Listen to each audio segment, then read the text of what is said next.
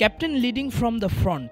মাঠের ক্রিকেটের সঙ্গে মাঠের বাইরেও লিটন দাস সামনে থেকে নেতৃত্ব দিচ্ছেন, সেটার প্রমাণ বোধ হয় এই ছবিটায়। ওয়েস্ট ইন্ডিজের বিপক্ষে টি-20 সিরিজ জয়ের পর হোয়াইট ওয়াশ। ম্যাচ শেষে ট্রফি হাতে ছবি তুলতে ক্রিকেটারদের একের পর এক সারি, যা শুরুটা লিটনের হাত ধরে।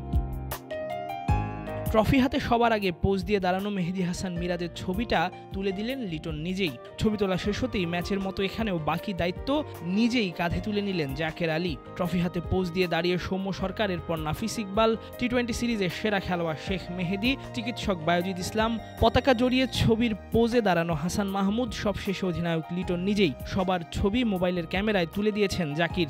বছর শেষের খুশি নগদে হবে বেশি। নগদ পেমেন্টে নির্দিষ্ট ক্যাটাগরির কেনাকাটায় 300 টাকা পর্যন্ত ক্যাশব্যাক।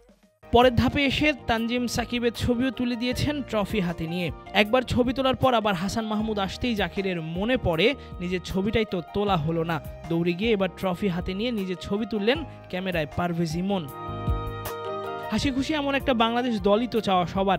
সহকারী কোচ মোহাম্মদ সালাউদ্দিন পাশে দাঁড়িয়ে সেটাই ভাবছিলেন আর দেখছিলেন তার দলের ক্রিকেটারদের ছবি তোলার হিড়িক। সৌম্যর সঙ্গে সালাউদ্দিনের ট্রফি হাতে তোলা ছবি ইতিমধ্যে ভাইরাল। সেই ছবির গল্পটা এমনই, আঙুলের ইনজুরির কারণে সৌম্য শেষ টি-20তে খেলতে পারেননি। তাতে কি সিরিজ জয় আর হোয়াইট ওয়াশের আনন্দ তো ফিকে হতে পারে না। তাই তো সহকারী কোচ সালাউদ্দিনকে ডেকে নিয়ে তুললেন ছবি, যে ছবি আবার নিজের ফেসবুক অ্যাকাউন্টে পোস্ট করেছেন সৌম্য। ক্যাপশনে লেখা, Bangladesh white washed West Indies.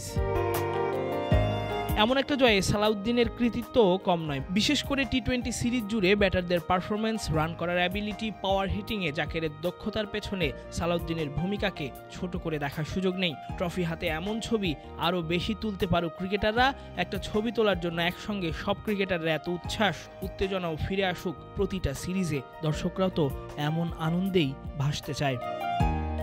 Tasfiq পলক, ক্রিক ফ্রেঞ্জি।